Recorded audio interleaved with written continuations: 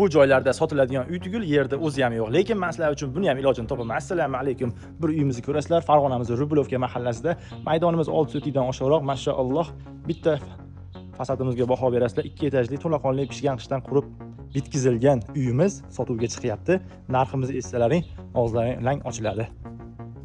Xo'p, tashqarida mehmonlarga kuzatish uchun kichkinagina joyimiz bor. Bu joyimizni o'zini alohida podvali bor, tushib o'tirmadim. Xudo xolasa ma'qul kelgan insonlarga kesalarni olib kelib ko'rsatamiz. Xo'p, basseyni bonusga beriladi. Xo'p, tashqarida kotelniy xonamiz bor. Tezroq masalaga ko'rsataman. Mana kotelniy xonamiz o'zini alohida podvaliga ega. Xo'p, bu joyda sizlar bemalol bankalarni bekitib, orcha narsalarni qo'yib bersalaring bo'ladi. Mana ko'rib baho berasizlar. Endi uyimizning eng qiziq joyi, uyimizning ichiga kiramiz. Mana bismillah deb uyimizga kirib oldik. Sizlarga tezroq ko'rsatish uchun, vaqtlarni ekonom qilish uchun tez-tezda videoga olaman. Kirganimizda chap qo'lda oshxonamiz bor. Oshxonamiz ham toza va pokiza. Bu yerda kattagina zalimiz bor. Oila bilan, maroq bilan dam olasizlar. Uyimizdagi hamma mebel, sebellar Yevropaniki, odamlarimiz faqat o'zbekistonlik xolos. Sash birinchi etaj uchun mo'ljallangan sanuzelimiz. Bu joyda ko'z bilan ko'rgan hamma narsa qoladi, faqat shaxsiy buyumlar chiqib ketadi. Bu mehmonxonamiz ham o'zgacha did bilan ta'mirlangan, mashalloh.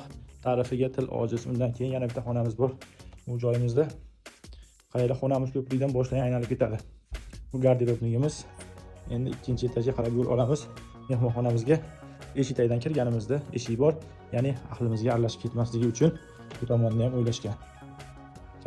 Konditsionerlarni ham zo'rni qo'yib qo'yishgan. Barcha sharoitlarga ega, olasan, masalan, mazza qilib, rohat qilib yashaysan degan uy.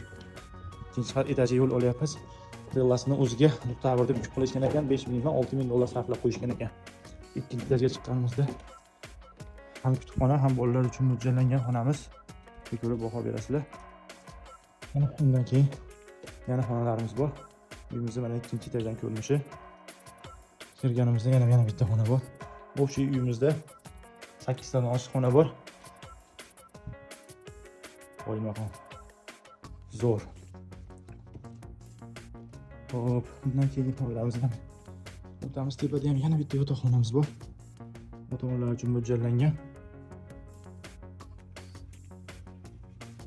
Keyin mana bolalarimizga mo'ljallangan yana bitta yotoqxona. Mana bu qiz bolalar yotoqxonasi.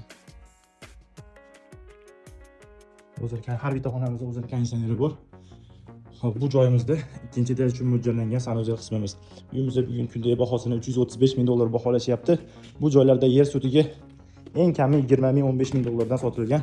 Quyidagi raqamlarga qo'ng'iroq qilinglar, sizlar uchun yana kelishtirib beraman.